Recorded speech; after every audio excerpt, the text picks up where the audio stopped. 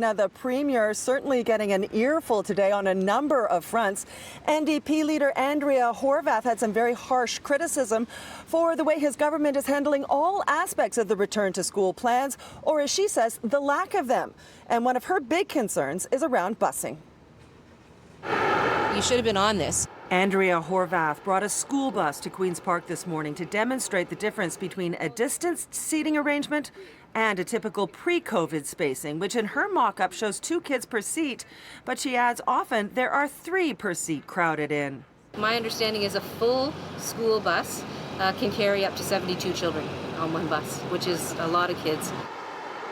Horwath says the government should have been working a lot harder over the summer to figure out ways to keep kids distanced and safe when they go back to school in just 3 weeks' time, including hiring more bus drivers and adding more routes.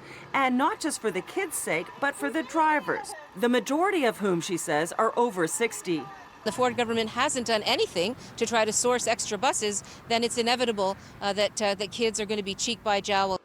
Horwath accuses the Ford government of, quote, just keeping their fingers crossed that when kids go back to school they'll be safe, and she says that's not good enough. And it's not just around busing, but distancing in classrooms as well. She says the government should have been sourcing alternative spaces for classrooms, which she says were already overcrowded before the pandemic. What Mr. Ford seems to be happy with is sending those kids back into the same crowded classrooms, and that's just not good enough. Parents are telling us that they're very concerned about the number of kids in classrooms. They're very concerned about the number of kids getting onto school buses, and they need to do better.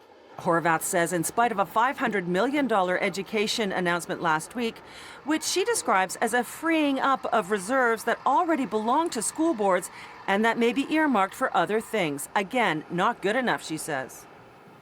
Premier Ford disagrees that his government has done nothing. On the contrary, he says they've done everything possible, including adding funding both within the schools and buses to make sure they're sanitized and safe. We've increased cleaning, $40 million for buses. Just the cleaning alone, we've increased the spending on buses, over $20 million. We're spending, to put it into perspective, folks, we're spending $1 billion in transportation, getting our kids back and forth to school. Horwath added today, with everything about this situation in such a state of flux, it's still unclear whether or not the start of the school year will have to be pushed back, which she says is unfair both to parents and students.